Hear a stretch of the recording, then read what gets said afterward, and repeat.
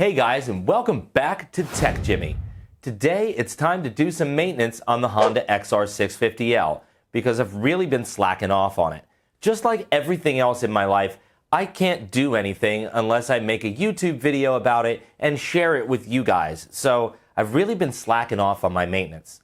So you and me, let's get into it together.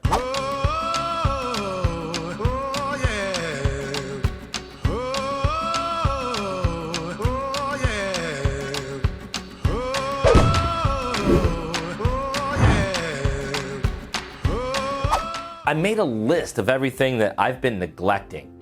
Starting off with oil change and air filter. That's routine maintenance for any dirt bike and it has to be done all the time anyway. So, you guys remember this video? You really need to be using this no-toil oil.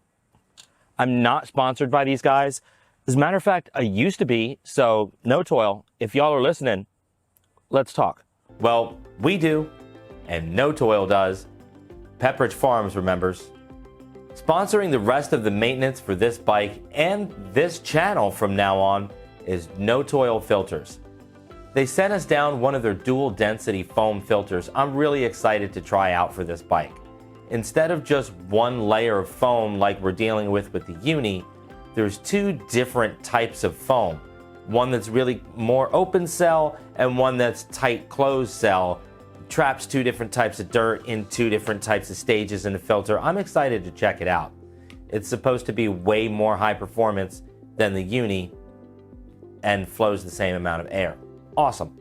And no, we're not going to have the oil talk. That requires its own video by itself. Because I promise you this, I can't get an oil sponsor. That's not going to happen. I'm not going to get oil companies to send me down oil and say, hey, this one's the best, or use that one. It's not going to happen. Oil companies are too big. So I have a test in mind, and that video is coming up. You're just going to have to hang tight for it. Today, we're using Rotella in the bike. Not because I believe it's the best yet. I don't know. We didn't do the oil test video yet, but it's what I've been using. So we're going to stick with Rotella for now, and I don't want to hear it from you guys. I gotta do a deep clean on the bike, which means a lot more of it has to come apart. I want to really get up in there and get a lot of the dirt and mud and dust out of the places that you can't really get with a power washer.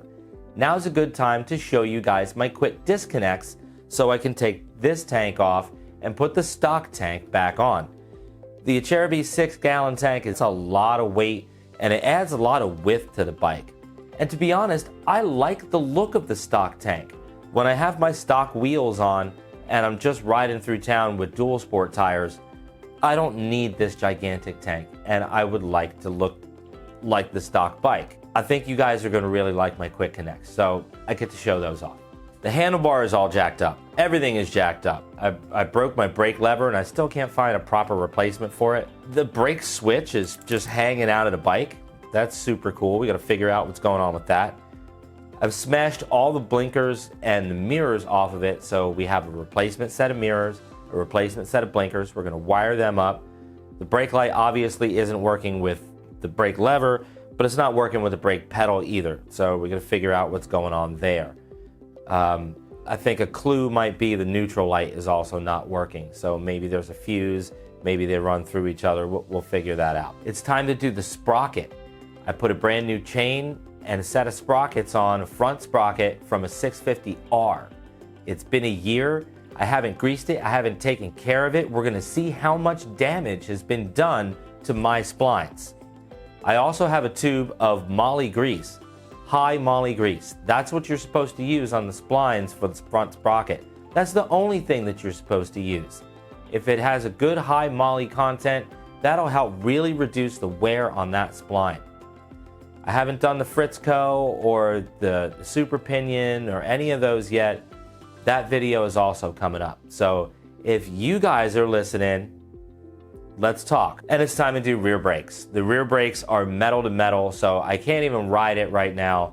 Rotors are super expensive, and I don't think it did that much damage. So I have a new set of EBC brakes. We're gonna throw those on. We're gonna clean up the master cylinder and the caliper and show you how to get the most power out of your rear brakes. You're going to want to watch that. We'll try to understand what's going on with the brake lights, We'll repair those, the blinkers and the mirrors, and get it back street legal again. You ready? We got a lot of work to do. Let's jump in. All right, let's get started. We're going to change the brake fluid and the brake pads all in one shot. Complete brake service. By the way, hit Easter egg.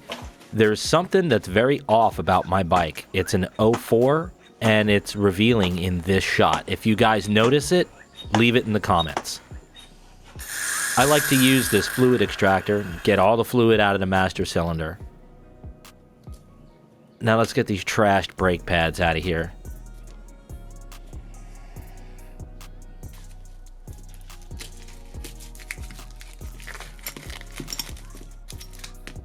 You know, I thought that I didn't do a lot of damage to the rotor, but this looks pretty bad. I think I'm going to wind up changing this.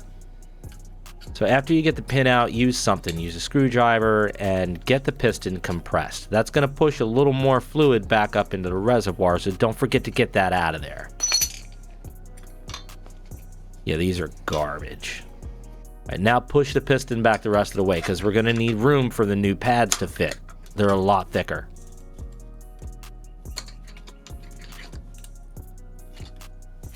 See how much thicker? You're going to need that much space to get those pads in there. Chuck them up into the caliper, and there's kind of like a shelf inside there. So you got to get the pad up on that shelf, and then you can stick the pin through it. Now, do it dry. No lube, no nothing. I know there's guys that like to put grease on there. Don't do that. It makes mud. Got some nice new fresh .4 brake fluid. Only use .4 because we got a lot of heat going on in dirt bikes. We need something to stand up to that heat. Now take that same fluid extractor and stick it on the bleeder valve. Crack it loose and pump it a few times. It's going to pull all of the fluid out of the line and some fresh fluid in from the master cylinder. Top it off and you're good to go.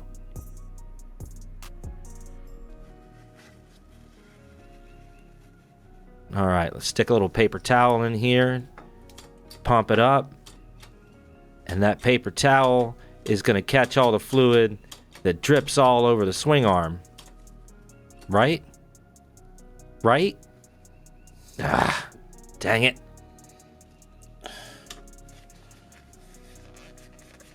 I don't like my dirt bike dirty. All right, let's jam it up in here where it's actually going to do some good. And pressure bleed it one time. That's it. Works great.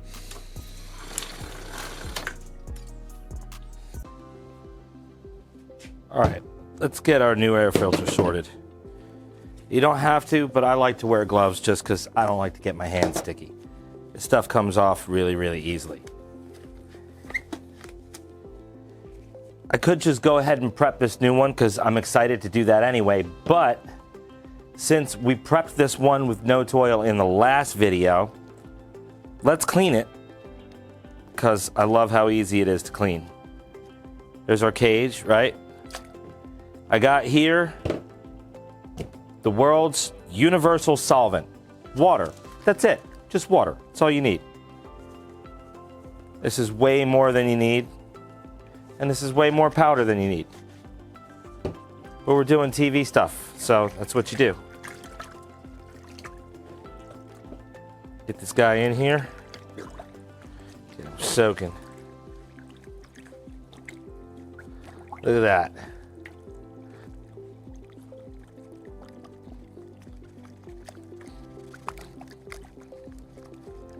Beautiful, all that dirty oil's coming right off. And a nice clean looking filter again. Easy. Look how that water changed.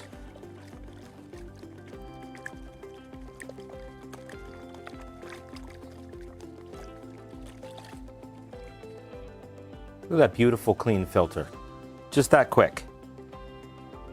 All our dirt's in here. Now, since this is vegetable based, the only thing in here is vegetables and dirt. You can throw that right out in your lawn. It's fine. So the unifilter here, which we've all been using, is a single density foam, right? Which means the foam on the inside is the same as the foam on the outside. It's this same porousness. Well, the no-toil filter is a dual density foam, So it has like what the unit filter has on the inside, but it's got this really big extra porous stuff on the outside. And that's so it can catch more of the fluffy dirt and the big puffy stuff out here and hold it away from your filter, so that stuff doesn't clog up the inner filter and you get a little more life out of your filter. Better for desert stuff, better for sand where I am in Florida. So I'm super excited about this. I want to get this oiled up and on the bike. So get rid of the yucky oil. You guys remember how to do this, right? Get yourself a bag.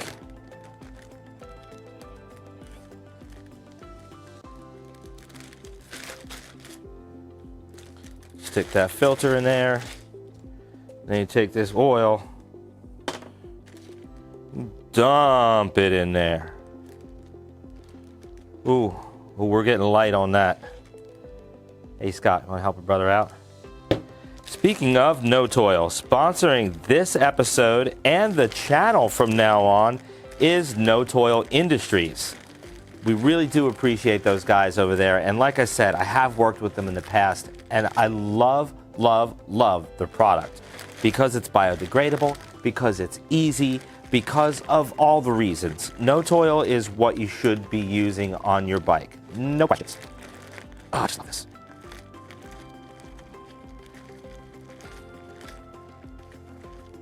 So now that we got that filter good and saturated, which way is open? This way.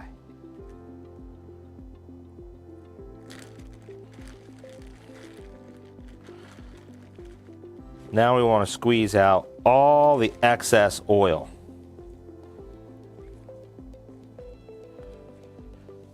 Whew, that's strong. Can you guys smell that through the camera? No-Toil has an alcohol carrier. That's what brings the oil to the filter. And that's what we have to wait for to evaporate before we put it on the bike. They have two different types of oil. There's the red one and there's the green one. The green oil doesn't use alcohol as a carrier. I think it uses water. It uses something else, but it's non-flammable. Green one needed to be non-flammable for factory applications. So that's the only difference in between the two. And from what I understand, it takes longer for the green one to set up because you're waiting for water to evaporate instead of alcohol to evaporate. That makes sense. All right. You're done squeezing it out. Go ahead and get the cage in it. Let it sit out in the sun and evaporate. Then we can get it on the bike. Super cool. I'm liking this filter already. So if you wanna, you can save this for your next air filter job. And it's really easy to clean my table up because I can just use my water right here and break this oil right down.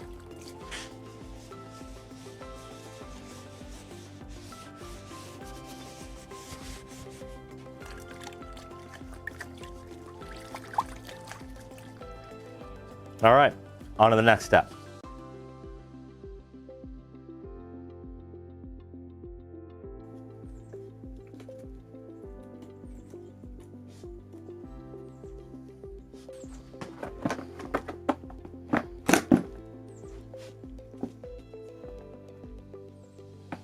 All right, that's gonna be it for a minute. Otherwise, this video is gonna be a dang hour long and you guys ain't gonna watch that.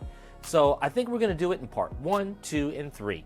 We did great in part 1. We got our air filter taken care of and we got those brakes taken care of. It's real important to service your brake fluid when you're doing your brake pads because your fluid gets heated up and it loses its ability to hold firm pressure on the system when it's been burnt and used. So you flush that old crap and you get it out of there. So great job on the brakes, great job on the air filter. Make sure you guys tune in for part 2 so I can show you one of my favorite mods to the XR. It's these cool little quick connects that I have on my fuel lines. I can take the stock tank on and off or go back and forth to this gigantic Cherokee tank. They've been servicing me good for about a year now, and I'm not really mad at it. So make sure you guys stick around to see that part of it. Also in part 2, we're gonna break down the oil change and both filters and all 3 places to drain the oil in an XR. You have to service that screen every time. So I'm gonna show you a nice detailed look of it. We're also gonna be taking care of all of the damaged parts that I have on my handlebars from just trashing this bike through the woods for a year. I got a set of these cool blinkers that they're the ones that I smashed off, but they were 12 bucks when I bought them, so I'll put a link in the description. These are the mirrors that I use that you guys have been asking about. Also, I'll put a link in the description. They fold up and they get out of the way, and they're just big enough to be legal, so I've been really happy with them. We're gonna be putting these on in part 2, and make sure you stick around for part 3. That's the big one. We're getting into the countershaft sprocket. We all know that the XR650L will completely eat its countershaft if you don't change the stock sprocket it comes with. I've been running the XR650R sprocket for a little over a year now, and I've done no maintenance to it. I haven't greased it. All I did was just throw it on there and ride the crap out of the bike. So we're gonna get into it and see how much damage I've done. I have a tube of high moly grease, and I have a chain slider. We all know that when we change our sprocket sizes, which we all do on this bike, it's gonna eat the chain slider. It happens to every one of them. So I'm gonna show you how to change it and change it fast. Also, a link to the description in all the parts that I bought. I got them all on Amazon, so they're all affordable enough for my cheap ass. And yes, they are an associate's link. Every time that you do click one of my links, it really does help out the channel. I get a little kickback because you came there off of my link. You don't even have to buy the product that I sent you there for. Just click the link and do the Amazon shopping you were already gonna do anyway. I really do appreciate it. And as always, if you guys like the channel and you like my input, please click like, click subscribe, and most importantly, ring that notification bell so you get notified every time that I post new content. Thanks guys, I'll see you in part 2. We've got a lot of work to do. Let's go.